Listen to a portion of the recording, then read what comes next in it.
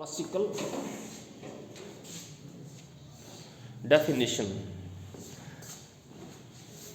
Neoclassical literature was written between 1660 and 1798. तो इसमें बताया है कि रेस्टोरेशन के साथ ही नियो क्लासिकल पीरियड भी लगभग शुरू हो गया था। और 1798 तो बहुत ही लंबा पीरियड है, देखो आप लगभग 150 साल हो गए, है ना, पूरी सदी ले गया आगे बढ़े। This time period is broken down into 3 parts. हम इसी को 3 पार्ट में बांट देते हैं, restoration period, Augustan period and the age of Johnson. तो रेस्टोरेशन के बारे में हमने पढ़ ही लिया है, क्या था पिछले बार में, ऑगस्टन पीरियड और एज ऑफ जॉनसन आगे बढ़े, 2 और हैं। तो जैसे मैंने पहले बताया था आपको कि कुछ कवि इतने महान होते हैं, कुछ राइटर इतने महान होते हैं कि उनके नाम से एज भी पड़ जाती है, जैसे मिल्टन की एज, ड्राइडन की एज, शेक्सपियर की एज। तो इसके बाद आती है जॉनसन की एज। सैमुअल जॉनसन ये भी एक बहुत ही महान लेखक थे, क्रिटिक थे, इनके नाम से वो टाइम पीरियड जाना जाता है जिस टाइम इन्होंने लिखा। एज ऑफ ड्राइडन भी है जो रेस्टोरेशन पीरियड में लिखते थे। Okay, writers of the neo classical period try to imitate the style of the Romans and Greeks. ये सबसे इम्पोर्टेंट चीज़ है कि नियो क्लासिकल राइटर्स जो थे वो जो कुछ भी लिखते थे, भले पोएम लिखें, भले ऐसे लिखें या नॉवल लिखें, उनके आदर्श वो किसकी कॉपी करते थे। इमिटेट करने का मतलब कॉपी करना, प्रेरणा लेना। तो वो किन से प्रेरणा लेके लिखते थे, पुराने रोमन्स और जो ग्रीक राइटर्स हैं उनकी प्रेरणा लेते थे। वो रोमन्स और ग्रीक में आ गए होमर, वर्जिल, एरिस्टोटल, ये सारे राइटर्स, सिसरो। तो इन्होंने उनसे प्रेरणा लेके उनके स्टाइल से प्रेरित होकर के लिखते थे, इसीलिए इसको नियो क्लासिकल कहा जाता है। क्योंकि वो जो राइटर थे ना, एरिस्टोटल, होमर, वर्जिल और ये जितने भी पुराने राइटर्स थे जो आइडियल थे इनके, उनको क्लासिकल राइटर बोला जाता है। उस एज को क्लासिकल एज बोला जाता है क्योंकि वो बहुत ही स्तरीय एज थी। क्लासिकल का मतलब भी होता है स्तरीय, अच्छी चीज़, तो उनको क्लासिकल कहते हैं। तो इनका फिर नाम क्या पड़ गया, नियो क्लासिकल। नियो क्लासिकल इसलिए बोल दिया क्योंकि ये नए थे, ये उनको कॉपी करते थे, इम्यूलेट होते थे उनसे। तो आपको ये पता होना चाहिए कि नियो क्लासिकल एज का नाम क्यों पड़ा है नियो क्लासिकल। इसलिए पड़ा है क्योंकि वो पुराने राइटर्स की से प्रेरणा लेते थे। नकल करना तो गलत बात है, थोड़ा अच्छा वर्ड नहीं है, वो उनसे प्रेरणा लेते थे, इमिटेट करते थे उनको। ओके, नकल करना, कॉपी करना, यहाँ पे प्रेरणा बोल सकते हो आप, प्रेरित थे। This the combination of the term neo which mean new, तो वही बात होगी, नियो का मतलब हो गया new, and classical age in the day of the Roman and Greek classics. तो क्लासिकल इसलिए बोलते हैं क्योंकि वो रोमन और ग्रीक क्लासिक को कॉपी करते थे। This was also the era of the enlightenment, और ये युग एनलाइटनमेंट का युग था। एनलाइटनमेंट का मतलब है पुनरुद्धार का युग था, जागरण का युग था। विच एम्फेसाइज्ड लॉजिक एंड रीजन, और ये किस बात को एम्फेसाइज करते थे, किस बात पर जोर देते थे, 2 बातों पे, लॉजिक और रीजन। यानी कोई भी चीज़ हम लिखते हैं, कोई भी चीज़ हम डिस्कस करते हैं, तो उसमें एक लॉजिक होना चाहिए, तर्कसंगत बात होनी चाहिए, और रीजन भी होना चाहिए, इसका कोई कारण भी होना चाहिए। हवाई बातें नहीं करनी। जैसे कुछ कवि ऐसे होते हैं जो काल्पनिक बातें करते हैं, रोमांटिक कवि बोलते हैं उनको, इमेजिनेशन के बेस पर लिखते हैं वो, तो ये उनके खिलाफ थे। इससे पहले जो एज थी ना, एलिजाबेथन एज जो थी, रिनेसां का पीरियड था, उसके अंदर जो पोइट थे वो रोमांटिक पोइट्स थे। उन्होंने ऐसी ऐसी कविताएं लिखी जिनमें कल्पनाओं की भरमार थी। ये उसके खिलाफ थे। ये कहते थे कि कोई भी पोइट्री हो, कोई भी चीज़ हो लिटरेचर का, वो लॉजिकल होना चाहिए और फुल ऑफ नॉलेज होना चाहिए, फुल ऑफ रीजन होना चाहिए। फालतू की बातें, हवाई बातें उसमें नहीं होनी चाहिए। इसीलिए इस एज को एज ऑफ रीजन भी कहा जाता है, क्योंकि इस काल में जितने भी रचे गए ना रचनाएं, वो सारी रीजन से भरी हुई थी, बुद्धिमत्ता से भरी हुई थी, लॉजिकल थी सारी की सारी। और इनका लीडर था अलेक्जेंडर पोप। पोप की एज भी बोला जाता है। पहले वाली जो 17th सेंचुरी का जो पहला हिस्सा है ना, उसको 18th सेंचुरी का पहला हिस्सा, उसको एज ऑफ पोप कहते हैं, और बाद वाले को एज ऑफ जॉनसन कहते हैं। ओके, चलो आगे देखते हैं। This was the era of enlightenment which emphasized logic and reason. It was preceded by the renaissance and followed by the romantic era. Preceded का मतलब इसके पीछे वाली एज कौन सी थी? इसके पीछे वाली एज थी रेनेसां की, और फॉलोड यानी इसके बाद वाली कौन सी थी? Romantic era. इनके बाद में जो काल आया वो रोमांटिक का काल आया था। In fact the neo classical period ended in 1798, और ये जो नियो क्लासिकल पीरियड था इसका एंड हम मानते हैं 1798 में। 1798 में एक इम्पोर्टेंट इवेंट हुई थी, वो थी वर्ड्सवर्थ ने एक बुक पब्लिश की थी जिसका नाम था लिरिकल बैलेड्स। तो इस बुक के पब्लिश होने के साथ ही माना जाता है कि नियो क्लासिकल पीरियड एंड हो गया, फिर से रोमांटिक कवि वापस आ गए थे परिदृश्य में। नियो क्लासिकल एरा के बारे में पढ़ते हैं। Understanding the neo classical era helps us better understand it's literature. तो अगर हम नियो क्लासिकल एज को, उस युग को समझ लें तो हमें उसका लिटरेचर भी इजीली समझ आ जाएगा। This was a time of comfortableness in England. इस समय इंग्लैंड में कंफर्टेबलनेस थी, यानी कोई युद्ध नहीं हो रहे थे, प्रोस्पेरिटी बढ़ती जा रही थी और लोग जो थे वो शिक्षित भी होते जा रहे थे, यानी अच्छा युग था, शांति का युग था। People would meet at coffee houses to chat about politics among the topics and sometimes drink a new warm beverages made of chocolate। तो इस युग की संपन्नता के बारे में बताया गया है कि जब लोग धनी हो जाते हैं ना तो फिर उनके शौक़ बढ़ते हैं, और ये शौक़ में क्या करते थे? कॉफ़ी हाउसेस खुल गए वहाँ पे लोग टाइम बिताने के लिए कॉफ़ी हाउसेस में जाते थे, और वहाँ पे पॉलिटिक्स की बातें होती थी और अन्य टॉपिक्स पे बातें होती थी, और साथ में नए नए बेवरेजेस को भी वो इन्जॉय करते थे। बेवरेजेस होते हैं ड्रिंक्स, पीने के पदार्थ, उनको बेवरेजेस कहते हैं। It was also the beginning of the British tradition of drinking afternoon T. इसी समय एक नया चलन चला दोपहर में चाय पीने का। And it was the starting point of the middle class, और इसी समय मिडिल क्लास का भी उद्भव हुआ सोसाइटी में। पहले दो ही वर्ग थे, उच्च वर्ग और निम्न वर्ग, अब एक मिडिल क्लास भी आ गया जिसके पास पैसा खासा, अच्छा खासा पैसा था। फुल तो नहीं, एकदम अमीर तो नहीं, पर ठीक ठीक थे, ना वो गरीब थे ना वो अमीर थे। And because of that more people were literate, और इसकी वजह से ज़्यादा लोग लिटरेट हो गए। लिटरेट होने का मतलब पढ़े लिखे हो गए। अब लोगों का इंटरेस्ट हो गया पढ़ने लिखने में। पुराने टाइम में क्या है कि बहुत ही कम लोग पढ़े लिखे होते थे, बुक्स बहुत ही कम यूज़ करते थे। अब जैसे जैसे लोग पढ़ने लगे वैसे वैसे वो बुक्स भी पढ़ने लग गए, लिटरेचर में उनका इंटरेस्ट हो गया, और इस तरह की जब ये कॉफ़ी हाउसेस वगैरह बनने लगे तो लोगों में आपस में डिस्कशन भी बढ़ गया। पढ़े लिखे जब लोग मिलते थे तो अपनी अच्छी अच्छी बातें करते थे, पॉलिटिक्स की, लिटरेचर की, इनकी, तो इससे लिटरेचर में काफ़ी उन्नति हुई, तरक्की हुई। People were very interested in appearances. लोग अपीयरेंस में भी बड़ा इंटरेस्ट लेने लगे। अपीयरेंस का मतलब बाहरी रूप में, कि वो कैसा दिखते हैं।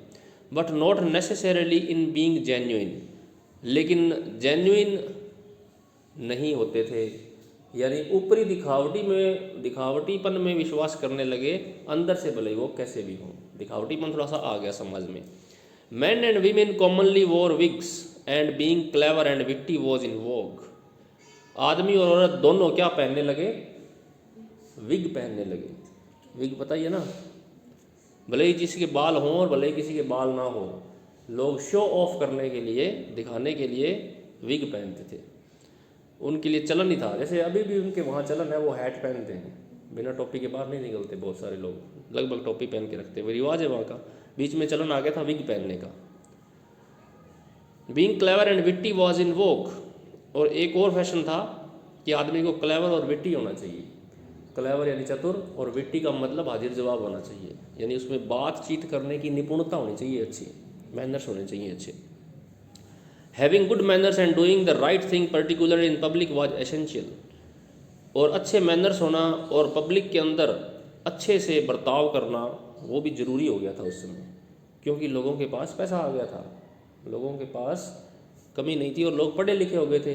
तो सभी लोग धीरे धीरे अच्छे मैनर्स की ओर आकर्षित हुए, अंदर से भले वो कैसे ही हों। It was a time too of British political upheaval as 8 monarchs took the throne. राजनीतिक उठापटक जारी थी। इस पूरे पीरियड के दौरान लगभग 8 शासक बने। इस मतलब उनके शासक कई बार चेंज होते रहे थे। Characteristics of neo classical literature. अब लिटरेचर की बात करते हैं। Neo classical literature is characterized by order, accuracy and structure. तो ये इसकी खास बात है कि ऑर्डर, व्यवस्था हो, एक्यूरेसी हो, सटीकता हो, और स्ट्रक्चर यानी संरचना अच्छी हो किसी भी वर्क की। In direct opposition to renaissance attitudes where man was seen as basically good, the neoclassical writers portrayed man as inherently flawed. तो रिनेंसा के अंदर जो राइटर्स थे उनका ये मानना था कि आदमी बेसिकली गुड होता है, अच्छा होता है। नियो क्लासिकल पीरियड में चेंज आ गया एटीट्यूड में, वो आदमी को बेसिकली क्या मानते थे, फ्लॉड मानते थे। फ्लॉड का मतलब दोषयुक्त, यानी बेकार मानते थे। ये अपनी अपनी धारणाएं होती है सभी की। आप भी हो सकता है कि आपके विचार भी अलग हों। आप क्या सोचते हो कि आदमी बेसिकली अच्छा है कि बुरा है, उसको सोसाइटी बेकार बना देती है, या बेसिकली बुरा है और सोसाइटी अच्छा बना देती है। इस मामले में सभी के विचार अलग अलग होते हैं। कई लोग ये सोचते हैं कि आदमी बेसिकली तो बहुत बुरा होता है लेकिन सोसाइटी के दबाव में वो अच्छा काम करता है, और कई लोग ये सोचते हैं कि बेसिकली तो अच्छा होता है लेकिन दबाव में आकर के वो बुरा बन जाता है। आपको क्या लगता है, आप सभी को अच्छा मानते हो क्या? दोनों हैं, अच्छे भी हैं बुरे भी हैं। फ्लॉड का मतलब दोषयुक्त, जिसमें कोई ना कोई प्रॉब्लम हो। फ्लो का मतलब ही होता है दोष है। हाँ, character flow. They emphasised restaurant, self control and common sense. तो नियो क्लासिकल राइटर्स भी एम्फेसाइज करते थे रिस्ट्रेंट को। रिस्ट्रेंट हमने पढ़ा है ना उस क्लास में, याद हो तो आपको। रिस्ट्रेंट का मतलब क्या था, संयम, self control and common sense.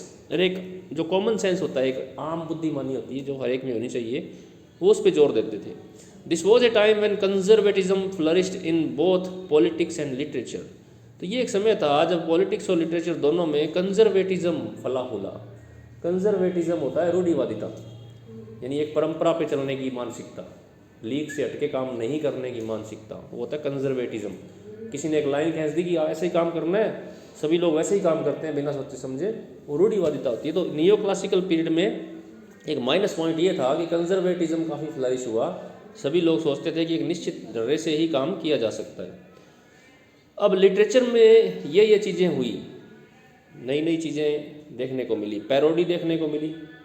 Parody आपको पता है क्या होता है? हाँ, पैरोडी होती है मजाक, व्यंग्य, किसी एक चीज़ का एक मजाक उड़ाना, उसको बोलते हैं पैरोडी करना। ओके, जैसे कोई व्यक्ति का मजाक हो सकता है, किसी बुक का मजाक उड़ाया जा सकता है, किसी को इस तरीके से पेश करना जिसमें व्यंग्य किया गया हो। ऐसे सेटायर भी व्यंग्य होते हैं। लेटर्स, फेबल्स होते हैं ऐसी कहानियाँ जो हमें मॉरल लेसन देती हैं। कोई जैसे पंचतंत्र की कहानियाँ हैं, उनसे हमें सीखने को मिलता है कुछ, वो फेबल्स हैं। मेलोड्रामा एक ऐसा ड्रामा होता है जिसमें हाई इमोशनल इंटेंसिटी होती है। हर तरह के इमोशंस बहुत ही ज़्यादा तरीके से दिखाए जाते हैं। रोने के इमोशन हो गए, रोने धोने के, या ब्लड शेड ज़्यादा होता है, खून खराबा ज़्यादा होता है उसमें, या जो भी इमोशन होता है ना उसकी अति हो जाती है, वो मेलोड्रामा होता है। राइमिंग विद कपलेट्स, वो हेरोइक कपलेट्स उस समय चलते थे। तो ये जो लिटरेचर की चीज़ें हैं ये इस समय डेवलप हुई, ज़्यादा लिखा गया इन पे। कैरेक्टरिस्टिक्स ऊपर हमने डिस्कस कर ही लिया है। रेशनलिज्म इसकी कैरेक्टरिस्टिक है। रेशनलिज्म का मतलब तर्क संगत होना। कोई भी चीज़ है उसके पीछे लॉजिक जरूर होना चाहिए। हाँ, ये आप पढ़ लेना। आगे है डाइडक्टिसिज्म, ये दूसरी इसकी कैरेक्टरिस्टिक्स थी। डाइडक्टिसिज्म का मतलब है कि कोई भी वर्क हो लिटरेचर का, कोई भी रचना है, भले वो पोइम है, ऐसे है, लेख है, कुछ भी है, नॉवल है, वो कोई ना कोई शिक्षा जरूर दे। होनी चाहिए ये बात या नहीं होनी चाहिए? होनी चाहिए। लेकिन इसके बारे में भी लोग बंटे होते हैं। कोई ये सोचता है कि लिटरेचर का जो वर्क है उसका शिक्षा से कोई लेना देना नहीं है, वो तो एंटरटेनमेंट के लिए होती है। तो शिक्षा भले ही दे या ना दे, लेकिन वो एंटरटेनमेंट करे। तो इस हिस्से इसमें बड़ा विवाद रहा है। विद्वानों ने कई दो फाड़ हो जाते हैं इसमें, कुछ इधर हो जाते हैं, कुछ इधर होते हैं। कुछ कहते हैं कि आर्ट जो है वो आर्ट के लिए ही होनी चाहिए। ये आर्ट का मतलब है इंजॉयमेंट करवाना, शिक्षा भले ही दे या ना दे। कुछ कहते हैं कि बिना शिक्षा के आर्ट बेकार है, उसका एक पर्पज़ ये भी होना चाहिए कि वो हमें इंस्ट्रक्ट करे, कोई नई चीज़ सिखाए, कोई अच्छी चीज़ बनाए, अच्छा समाज बनाने में निर्माण करे। तो इसमें विवाद रहेगा, लिटरेचर में ही विवाद रहा है। तो ये नियो क्लासिकल पीरियड वाले लोग कहते थे कि डाइडक्टिसिज्म होना चाहिए।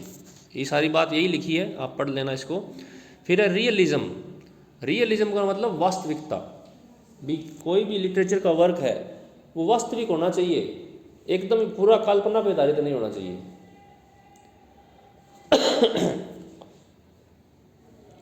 आगे है क्लासिकल रूल। अब एक इनकी खास बात ये थी कि ये रूल्स के अकॉर्डिंग लिखते थे, और रूल्स किसके बनाए हुए? क्लासिकल राइटर्स के। जो एंशियंट ग्रीक और लैटिन राइटर्स थे उन्होंने कुछ रूल सेट कर दिए थे उस समय, हजारों सालों पहले। तो ये उन्हीं को अपना आदर्श मानते थे, और उन्होंने जो रूल स्थापित किए थे उसी रूल्स के हिसाब से ये लिखना चाहते थे और लिखने को बोलते थे। ओके,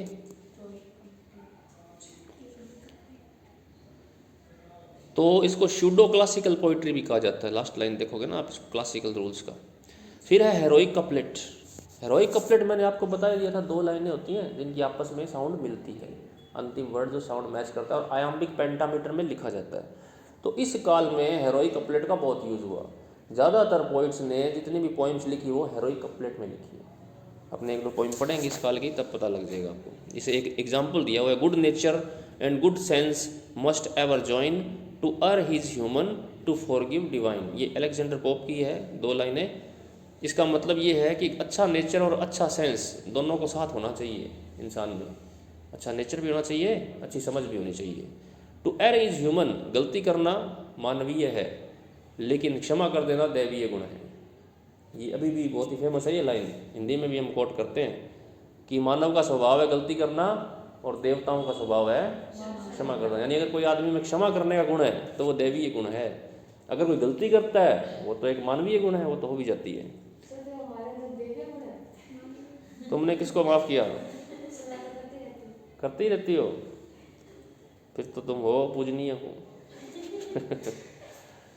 असली परीक्षा तब होती है जब ऐसी कंडीशन में माफ़ कर दिया जाए जो अक्षम्य हो। हाँ भाई, आदमी को और कुछ कर नहीं सकता तो वो माफ़ ही करेगा फिर, एक ये भी तो है। माफ़ आदमी वही करे जो शक्तिशाली हो, कमज़ोर आदमी क्या माफ़ करे? जब उससे कुछ बन नहीं पा रहा चलो छोड़ो माफ़ किया, वो माफ़ नहीं, वो कर भी सके नुकसान लेकिन फिर भी माफ़ कर दे, वो है माफ़ी करना। हाँ, अच्छा है गुण, हमें सभी में ट्राई करनी चाहिए कि किसी भी बात को ज़्यादा माइंड ना करें और हर चीज़ को माफ़ करने का गुण रखें अपने, तो वो आदमी शांत रहता है, थोड़ा अच्छी लाइफ जीता है वो। और वो आदमी जो माफ़ नहीं कर पाते वो अंदर ही अंदर घुटते रहते हैं, परेशान होते हैं मानसिक रूप से, हैं?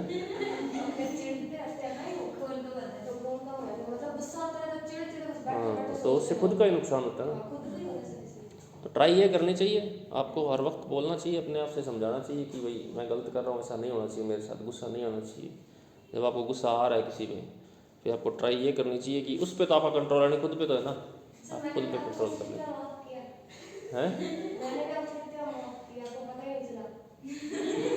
अच्छा अच्छा हैं? हाँ हाँ हाँ हाँ हाँ हाँ हाँ, अच्छा अच्छा। हाँ, तो ये तुम्हारी क्वालिटी हुई ना एक। अगर मान लो तुम उसको माइंड कर जाओ बात को, तो मेरे तो क्या फ़र्क, मुझे तो पता भी नहीं लगेगा तुम माइंड कर रही हो उस चीज़ को, लेकिन तुम्हारा नुकसान हो जाएगा। हाँ, देखो कोई लोग माफ़ करते हैं तभी हम जिंदा हैं, वरना कब के चले जाते। क्षमा बड़न को चाहिए, एक है ना वो छोटन को उत्पात, भी बड़ों का गुण है क्षमा कर देना, बच्चे तो गलतियाँ करते ही हैं। इसी तरह से मिलती जुलती है ये, to err is human to forgive divine. आगे है पोइटिक डिक्शन। पोइटिक डिक्शन का मतलब है कि जब पोइम लिखी जाती है या कोई लिटरेचर का कोई ऐसा वर्क लिखा जाता है जो स्टैंडर्ड का होता है, तो उसके शब्द जो है ना वो आम शब्द नहीं हो सकते, वो शब्द होंगे कुछ स्पेशल वर्ड्स, शायरी के भी या थोड़ी आम बोल चाल से हट कर के, उनका एक अलग स्तर होता है उस चीज़ का। एक ये मानते थे कि पोइम जो है ना, पोइम में या लिटरेचर में या जिसमें भी वर्ड्स का अपना एक स्टैंडर्ड होता है, और वर्ड्स जो है वो ऐसे चुनने चाहिए, उसके अंदर ऐसे यूज़ करने चाहिए जो आम भाषा से हट के हों, ताकि वो चीज़ अलग दिखे थोड़ा। उस चीज़ को कहते हैं हम पोइटिक डिक्शन। पोइटिक डिक्शन को आप शॉर्ट में कह सकते हो चॉइस ऑफ वर्ड्स, कि शब्दों का चयन कैसा है। तो इस काल में पोइटिक डिक्शन बहुत ही ज़्यादा हाई फाई थी। पोइट्स यूज़ करते थे ऐसे ऐसे वर्ड्स जो आम इंसान के समझ के बस की बात नहीं थी, उनको बहुत मेहनत करनी पड़ती थी इसको पढ़ने के लिए। तो अच्छी बात है कि बुरी बात है ये? थोड़ी थोड़ी अच्छी और बुरी भी है, क्योंकि आम आदमी को पढ़ने में दिक्कत आती थी। आम आदमी तो उसको एंजॉय करेगा ना जो उसकी भाषा में लिखा हो। लेकिन इनका कहना यह था कि क्योंकि वो लिटरेरी वर्क जो है उसकी अपनी एक क्लास है, अपना एक स्तर है, तो पोइटिक डिक्शन जरूरी है उसमें। तो इसमें आप देखोगे कि poetic diction of new classical poetry is completely different from that of romantic poetry. Romantic poetry की जो लैंग्वेज थी ना वो आम भाषा की थी, उसको आम आदमी भी समझ लेता था। तो इसके खिलाफ बाद में रिएक्शन हुआ। न्यू क्लासिकल पीरियड के बाद रोमांटिक पीरियड आया ना, उसमें वर्ड्सवर्थ ने जो लिरिकल बैलेड्स लिखी थी वो अंत इसका इसीलिए हुआ क्योंकि उसने जो पोएम्स लिखी ना उसने आम भाषा में लिखी, सिंपल लैंग्वेज में लिखी, तो लोगों ने बड़ा पसंद किया उसको। तो न्यू क्लासिकल पीरियड फिर वहाँ एंड माना जाता है कि वहाँ उसके बाद में रोमांटिक पोइट्री शुरू हो गई थी। यहाँ रोमांटिक का मतलब आप कुछ और मत समझो, रोमांटिक का मतलब है फुल ऑफ इमेजिनेशन। उसमें प्रेम प्यार जरूरी नहीं है, प्रेम प्यार वाली बातें हो तो ही रोमांटिक हो। रोमांटिक का मतलब है फुल ऑफ इमेजिनेशन, जिसमें इमेजिनेशन हो, कल्पनात्मक चीज़ें हो सारी। वो नेचर से लव भी हो सकता है, वो कोई और फीलिंग्स भी हो सकती हैं, तो उसको रोमांटिक बोलते हैं। ओके, तो इसमें यही है, ये वर्क हैं ड्राइडन, पोप, स्विफ्ट, एडिसन, ये मेजर राइटर्स हैं। इन्होंने जो पोइम्स लिखी थी उसके अंदर जो वर्ड्स यूज़ किए थे वो बहुत ही बॉम्बास्टिक वर्ड थे। बॉम्बास्टिक वर्ड्स वो होते हैं जो बहुत ही हाई फाई होते हैं, आम आदमी के परे होते हैं थोड़ा। ओके, अब अपने आते हैं एग्जाम्पल ऑफ मोक एपिक। ये नहीं, पोइटिक डिक्शन के बाद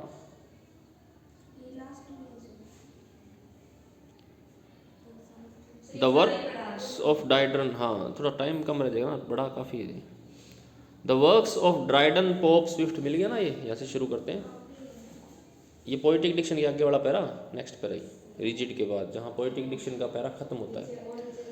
the works of Dryden, Pope, Swift, Addison and John Gay as well as many of their contemporaries exhibit qualities of order, clarity and stylistic decorum that were formed in the major critical documents of the age. तो ये जो सारे writer हैं, Dryden, Pope, Swift, Edison और John गे, इनकी जो रचनाएं थी उनके अंदर ऑर्डर था, व्यवस्था थी, क्लैरिटी थी, स्पष्टता थी और स्टाइलिस्टिक डेकोरम था। डेकोरम का मतलब एक ऐसा प्रदर्शन था जिसमें स्टाइल भी था और एक थोड़ा सा एक अलग सी एक्सीलेंसी थी, श्रेष्ठता थी। A large part of Pope's work belongs to this category. Pope के जो बहुत सारे जो वर्क किए उसने, रचनाएं लिखी हैं, वो इसी कैटेगरी में आते हैं। Which exemplifies the artificiality of neo classicism more thoroughly than does any literary form of the period. तो पोप का जो जितने भी वर्क्स हैं ना वो प्योरली नियो क्लासिसिस्ट है, यानी उसने एकदम वैसे ही वर्क्स लिखे हैं जैसा उस एज की डिमांड थी, जिस तरह के हम नियो क्लासिकल को पढ़ते हैं। तो अलेक्जेंडर पोप एक बहुत अच्छा उदाहरण है नियो क्लासिकल पीरियड का। The literary scene of the early 18th century were the two periodicals published by Joseph Addison and Richard Steele. तो ये जोसेफ एडिसन और रिचर्ड स्टील दो राइटर्स थे, इन्होंने पीरियोडिकल शुरू किए। पीरियोडिकल का मतलब पत्रिकाएं शुरू की जो हफ्ते में 2 या 3 बार आती थी। ये बड़े फेमस है इंग्लिश लिटरेचर में क्योंकि इन्होंने पीरियोडिकल्स की स्टार्ट किया। द टैटलर एंड द स्पेक्टेटर, उन मैगजीन्स के नाम क्या थे? एक का नाम टैटलर था, एक का नाम स्पेक्टेटर था। काफ़ी फेमस है ये। Both writers are ranked among the minor masters of English prose style and credited with raising the general culture level of the English middle classes. तो इन्होंने इंग्लिश मिडिल क्लास के लेवल को बढ़ाया, क्योंकि जब ये पत्रिकाएं रोज़ पढ़ते थे लोग हफ्ते में 2-3 बार, तो उन पत्रिकाओं में जनरल बातें होती थी, कोई शायरी या पोइट्री नहीं होती थी, लेख आते थे, आर्टिकल्स आते थे। तो इनको पढ़ पढ़ के लोगों में काफ़ी अवेयरनेस आई, लोगों में कभी जानकारी बढ़ी काफ़ी। In the same vein many of the important genres of this period were adaptations of classical forms. तो इस पीरियड के अंदर और भी कई रचनाएं देखने को मिली, नए नए रूप देखने को मिले रचनाओं के, जैसे mock epic, translation and imitation. Mock epic होता है एक ऐसा एपिक, एक ऐसा महाकाव्य जो किसी सीरियस टॉपिक पे ना हो, जो किसी का मजाक उड़ाने के लिए लिखा गया हो। एग्जाम्पल्स ऑफ मोक एपिक है द डनसियाड, ये पोप ने लिखा है। जॉन ड्राइडन का मैकफ्लैक्नो, पोप का the rape of the lock, the battle of the books Jonathan Swift का। तो ये थोड़े याद रखने आपको, ये जो किताबें हैं और ये राइटर हैं इनके। Often considered one of the highest achievements of mock epic poetry, the heroic action of epic is maintained by the scale is sharply reduced. आगे कुछ एक राइटर्स हैं जो हम पढ़ेंगे, जो इस एज के फेमस राइटर्स हैं। जोनाथन स्विफ्ट, ये बड़ा फेमस राइटर है। आपने नाम सुना होगा एक बुक का, गुलिवर्स ट्रेवल्स, सुना है? गुलिवर्स ट्रेवल्स नहीं सुना? उसके ऊपर फिल्में भी बहुत बनी हुई हैं। वो जोनाथन स्विफ्ट ने लिखा था। जो गुलिवर ट्रेवल्स में एक ऐसा पात्र था जो समुद्र यात्रा पे निकलता है, लेकिन वो जहाज़ से बिछुड़ जाता है, जहाज़ उसको छोड़ करके एक द्वीप पे चला जाता है। वो फिर वो अलग अलग जगहों पे, नहीं, उसका जहाज़ जो है वो डूब जाता है और वो बच जाता है। तो वो समुद्र में भटकता रहता है एक छोटी सी नाव में। लास्ट में कभी एक ऐसे द्वीप पर पहुंचता है जहाँ पे लोग बहुत ही छोटे छोटे होते हैं, इतने इतने होते हैं। एक फिल्म थी गुलिवर्स ट्रेवल्स, हाँ, जजंतरम अमंतरम फिल्म है ना, वो गुलिवर्स ट्रेवल्स पे बनी हुई है। तो उसके अंदर फिर वहाँ के वो लोगों को देखता है, वहाँ के रीति रिवाज, उनको बचाता भी है। उनके कहीं लड़ाई झगड़े हो जाते हैं, वो चींटियों जैसे लोग होते हैं छोटे छोटे, तो वहाँ तो वो राजा बन के रहता है, फिर उसकी सेवा भी करते हैं खूब। वो बाद में दूसरे द्वीप पे चला जाता है, वहाँ पे उल्टा हो जाता है, वहाँ पे उससे भी खूब बड़े बड़े होते हैं, वहाँ वो खुद चींटी लगता है उसके सामने। फिर एक तीसरे आइलैंड में पहुँचता है। वो ऐसा आइलैंड होता है जहाँ घोड़ों का राज होता है, आदमियों का राज नहीं होता है, घोड़े शासन चलाते हैं सारा। तो इस तरह की ये बुक है, बहुत ही फेमस बुक है लिटरेचर में, ये जोनाथन स्विफ्ट की लिखी हुई है। इसके अंदर जिक्र नहीं आया, इसमें बैटल ऑफ द बुक्स का लिखा हुआ है, वो भी आपको याद रखना है, ये भी इंपॉर्टेंट बुक है। अगला राइटर है डॉक्टर जॉनसन। डॉक्टर जॉनसन इतना फेमस राइटर है, इसके नाम पे तो जो नियो क्लासिकल पीरियड का बाद वाला हिस्सा है ना, उसको एज ऑफ जॉनसन भी कहते हैं। जैसे हम एज ऑफ मिल्टन पढ़ते हैं, एज ऑफ ड्राइटन पढ़ते हैं। तो इसने एक तो पोइम लिखी है लंदन, एक वैनिटी ऑफ ह्यूमन विशेस, आयरेन एक ट्रेजेडी है, और रैम्बलर और आइडलर ये इसके पीरियोडिकल्स थे। एक लाइव्स ऑफ पोइट्स इसका एक और वर्क है, इसमें जिक्र नहीं आया। अगला है ओलिवर गोल्डस्मिथ, ये भी बहुत फेमस राइटर है। ट्रैवलर है इसकी बुक, एक records his impressions as a traveller on foot across the continent of France, Switzerland and Italy and reflects agreeably on the characters these various countries. आपको सिर्फ नाम याद रखना है, ट्रैवलर। आगे in 1770 publish the deserted village, ये एक लंबी सी पोइम है, आपके सिलेबस में भी है ये डेजर्टेड विलेज, हम पढ़ेंगे। An idealisation of the Irish village Lissoy in which his childhood was past. Okay, तो ये सारे राइटर्स थे नियो क्लासिकल पीरियड के। तो आपको इसमें से मेजर बातें याद रखनी है। इसकी नियो क्लासिकल क्यों कहा जाता है, इसको क्यों कहा जाता है?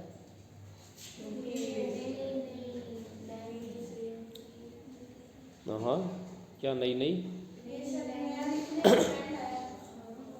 नियो क्लासिकल इसलिए कहा जाता है क्योंकि इस टाइम राइटर्स ने कॉपी करना शुरू किया एंशिएंट मास्टर्स को, जो ग्रीक और लैटिन राइटर्स थे उनको, इसलिए इनको नियो क्लासिकल कहा जाता है। खासियत क्या थी इनकी, किन किन बातों पे बल देते थे? लॉजिकल होना चाहिए, लॉजिक और रीजन पे होना चाहिए, शिक्षाप्रद होनी चाहिए कोई भी चीज़ है वो, पोइटिक डिक्शन होनी चाहिए, एक खास वर्ड्स होने चाहिए जो अपने लिटरेचर के काम को अलग बनाए थोड़ा सा, और हेरोइक कपलेट का बहुत यूज़ हुआ। मेजर राइटर्स कौन कौन से हैं? जॉनसन हो गए, Alexander pope, Jonathan Swift, Oliver Goldsmith, Joseph Addison, Richard Steele. ये 8-10 राइटर आपको याद रखने हैं, तो आपका काम बन जाएगा। इसकी हेडिंग्स जरूर याद कर लेना। हेडिंग्स में आप जो कुछ भी आगे अपनी इच्छा से लिखना चाहो वो लिख सकते हो, हेडिंग अच्छी होनी चाहिए। ओके, तो कल अपने पढ़ेंगे